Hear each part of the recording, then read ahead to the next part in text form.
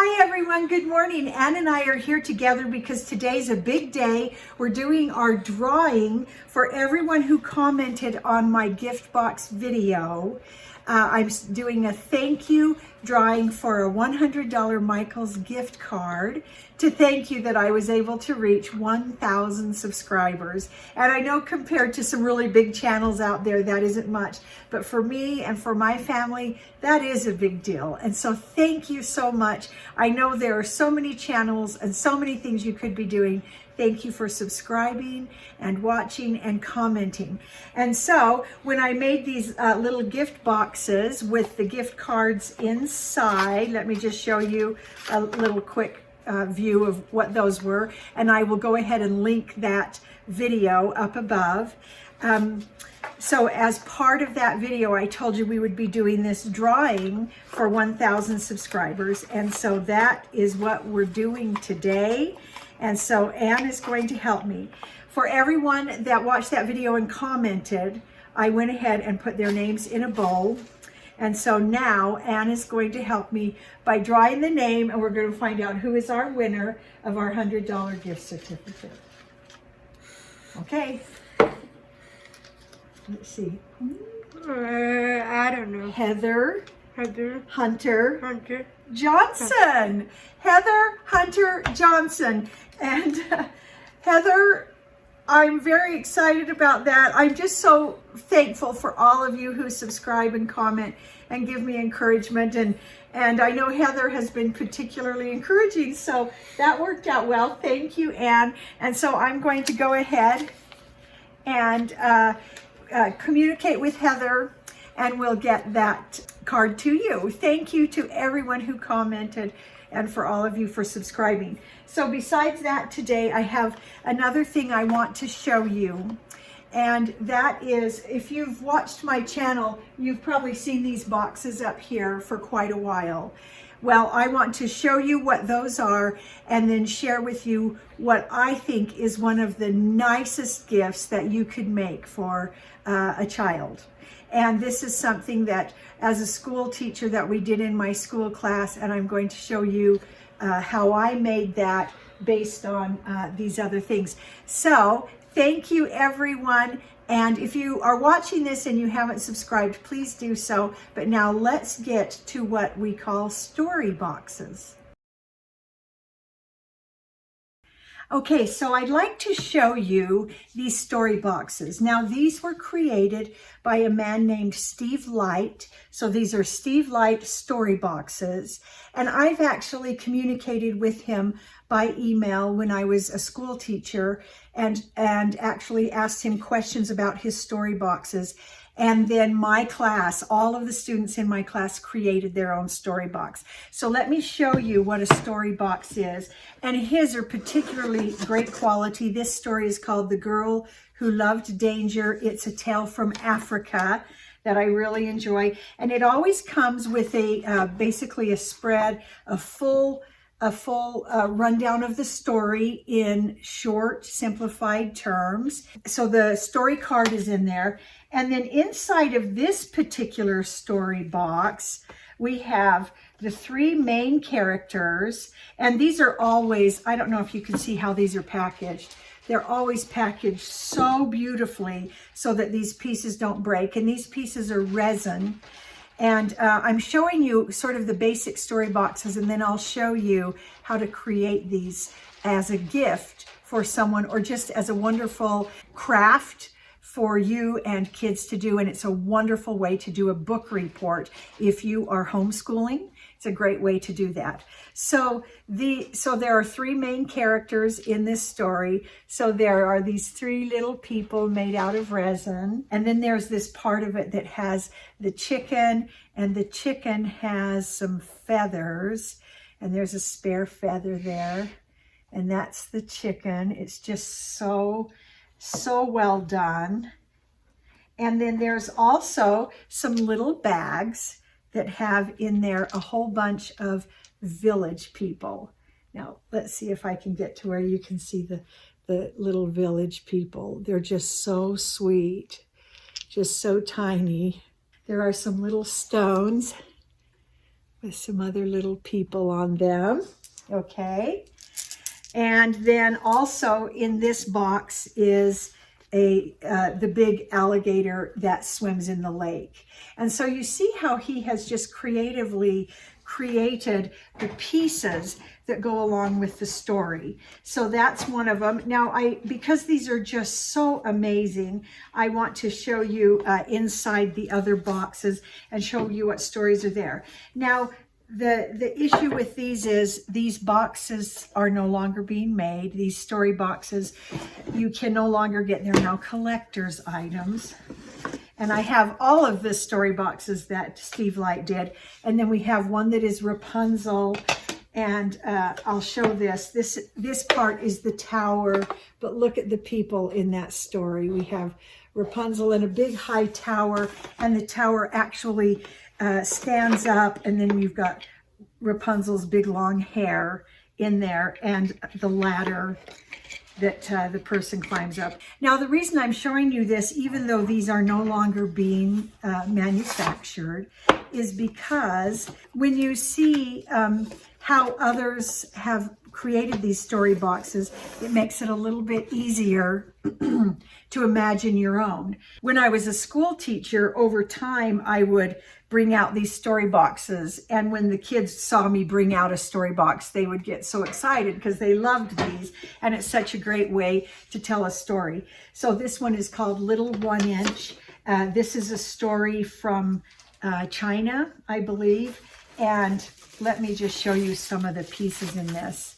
There's this big dragon, an ogre kind of thing. There's a fish. And let me show you how this works. And there's a little boy named Little 1 Inch, and it's created so that he can actually ride in the fish. He can sit in the fish because that's part of the story. Here is this person, and Little 1 Inch actually transforms. And so the way this story works and this story box is you have Little 1 Inch sitting there, and when he transforms, you just capture him inside of the bigger piece. Such a clever way to do a story. Now, the last one I want to show you is the story box of Hansel and Gretel. So I love it that he created some of the stories that we are more familiar with, and then he also created some from other cultures. So there's all kinds of beautiful pieces to this. And then, so this was something that really inspired me when I did my story box. And so what he does is he'll create a flat piece and then just create the little stand that keeps that standing up. They just stand, and they're just really handy. We've got a tree. And then there is a little wooden box. And Hansel and Gretel, we've got the witch. And I love them because they're just odd looking. Everything doesn't have to look like a person. And then we have the woodcutter with his axe that comes in to save the children. And a duck. And here's Hansel and Gretel. And then we have a duck that they can sit in to go up the river. So they're just clever, and it inspired me that all of the people weren't perfectly proportioned to look like people, that Steve Light used some creative license in creating his characters and his pieces. On YouTube, if you look up Steve Light story boxes, you can watch him telling these stories using the pieces. Now, when I did story boxes with my school class, I actually took pictures and emailed those pictures to Steve Light to show him what we had created based on what we learned from his story boxes and using his type of creativity. And he was so kind and just so sweet about it, and replied and congratulated the kids. And it was just a whole wonderful unit, a great way to do a book report, but it also is a great way to create a wonderful gift. And even maybe not just for children, although children particularly enjoy these, this could be a wonderful creative gift that you could make and share with someone else. So now I'd like to show you my story box. Now, when you're creating a story box, the first thing you're going to do is to choose a story that you enjoy and that you can start to sort of have some visual images of that story. And one of my favorite stories is this book. I got it through PJ Library, and it's called The Mountain Jews and the Mirror. And I just love this story. And the first time I read it, I just thought, what a fun story. And so when we were going to do story boxes, I thought, oh, this is my chance to bring the Mountain Jews and the Mirror to life. And I'm going to tell you the story in just a little bit so you can kind of understand how these story boxes work. And so what I did is I got a box that I felt like I wanted it to be similar in size to the Steve Light boxes. And so I found a box. This was actually a science kit that I was using for school. Some of them used a shoe box, but they were all about this size. And the entire story has to be contained in the box. And so then what we start with is first our short, simple printout of the story. I condensed it and kind of told it in my own words to try to keep the same feeling. So that alone is quite a process for students and a great learning thing to go through and take a book and retell it in an interesting way, but much shorter. So that's one of the first real good learning things that they have. Okay, and then I went through and I really liked how he had used those flat boards with the little stand to hold them up. And so I did the same thing. I have our synagogue there, a crowd of people, and you'll see all of it when I tell you the story. So just keep watching. But the part, oh, and then I found just some little bits and pieces that would go along with the story. Part of the story includes rugs, carpets that a man sells. So I made some out of fabric, and you'll see those. And a really important part of the story is the mirror. So I found a box at Hobby Lobby, and I got some miniature chairs, and you'll see it all, but I had to hook a mirror onto the front of that box to create like an armoire. And so that was fun creating that, and a table. But the part I enjoyed most was creating the characters. And I really took to heart Steve Light's ideas that the humans don't have to be perfectly proportional and human. And so what I did is I found some little wood pieces at Hobby Lobby. Some of them were just rounded on the top. Some of them, if you can see, it was the bottom of a little sort of like a spindle kind of thing. And I actually used that base for all of them. If you can see that they've all got that same base. And then just up on top, I just varied the top piece. So this is the man in the story and his wife. And then we have a rabbi. And so the rabbi, I cut that piece at a little bit of an angle. So he's a little bit stooped over. I made the husband tallest. And so you can see that it's just wood, and then I painted it. Then I got out my Sculpey clay and made something like a hat. So the husband has the yarmulke, the rabbi has more of a hat like the rabbis would wear, and then I had so much fun making the scarf for the wife. I kept the face simple. Now you notice they don't have arms. They don't have legs, but they need to just represent the character. So I had so much fun creating those. That really was my favorite part of creating this story box. And so I think it's time for you to hear the story. In a faraway village in the Atlas Mountains of Morocco, Estrella married Yosef.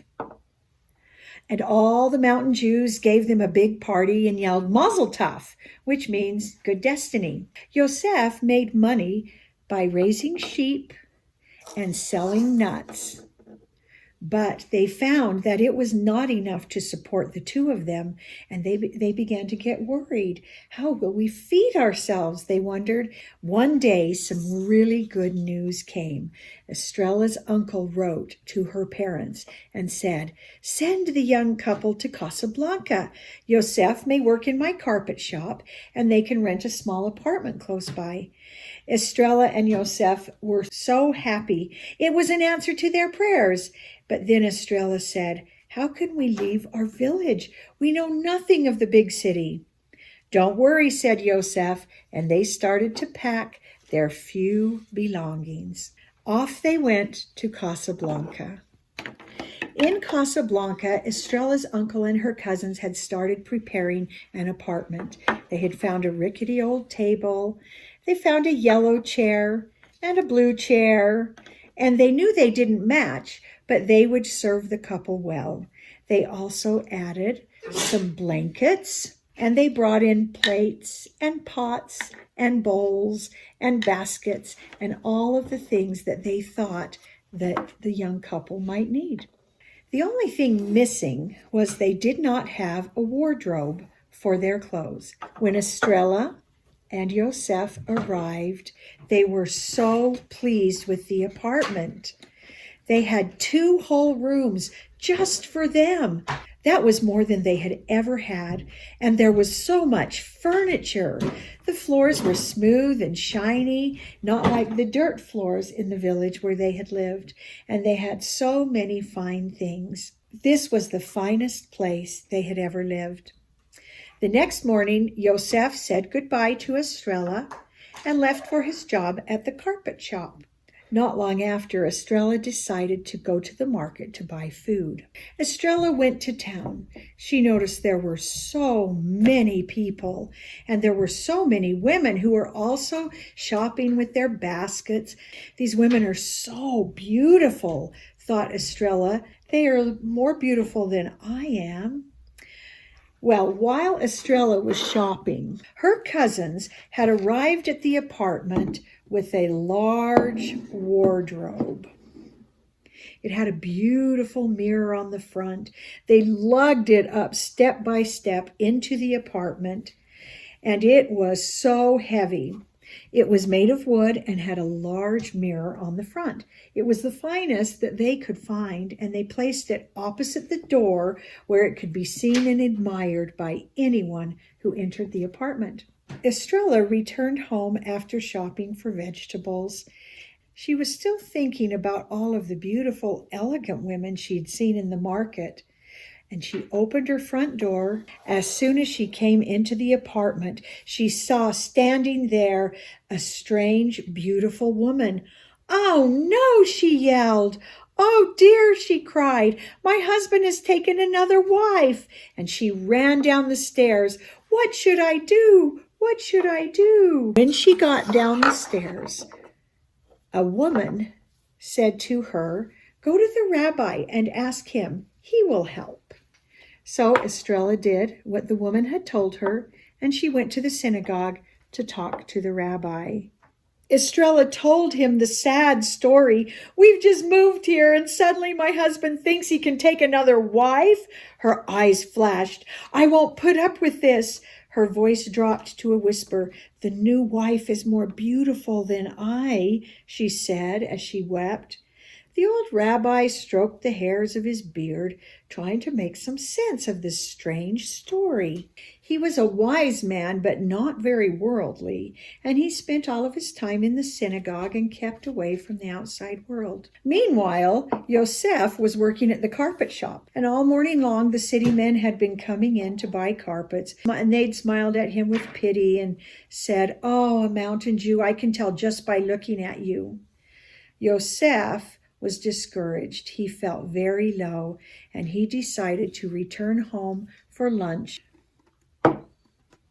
As Yosef walked home, he climbed slowly up the stairs. When he opened the door to the apartment, he saw standing in the middle of the room a very handsome man. He was so surprised. Yosef shut the door. "Ay, ay, ay," he said, "Estrella has found another husband." So he too rushed to the synagogue to talk to the rabbi. By now, Estrella had left. My wife has married another man, Yosef told the rabbi. Does she think just because she found someone handsomer than I, that she can just set me aside, just like that? Said the rabbi. A wife with 2 husbands, a husband with 2 wives. What craziness was this? I must come to your apartment and see for myself what the trouble is, he said. The rabbi climbed up the stairs, opened the door, and there, standing in the middle of the room, was a noble old man whose eyes seemed very wise. Who are you? Asked the rabbi. The rabbi noticed that the old man's lips moved, but the rabbi heard nothing. Still, it was clear that this was a wise man, filled with love of God and the Torah. The rabbi had studied for so many years, but he wondered when he would ever be filled with as much knowledge as it appeared that this wise man had. The rabbi backed out and closed the door. The community had gathered outside. The women were surrounding Estrella, talking with her. The men were surrounding Yosef. Well, said the rabbi when he came out, you don't need me to handle this problem. Why don't you go talk to the rabbi that is already upstairs in your apartment? The people looked at each other in confusion. There was only one rabbi in this town, and they were looking at him. Wait a minute, exclaimed one of Estrella's cousins. Could it be the mirror? It is the mirror, he said. I'm sure that is what they have been looking at. Yosef and Estrella stared at each other. They had never heard of a mirror. The rabbi pulled at his beard. He had heard talk of a mirror, but he had never seen one.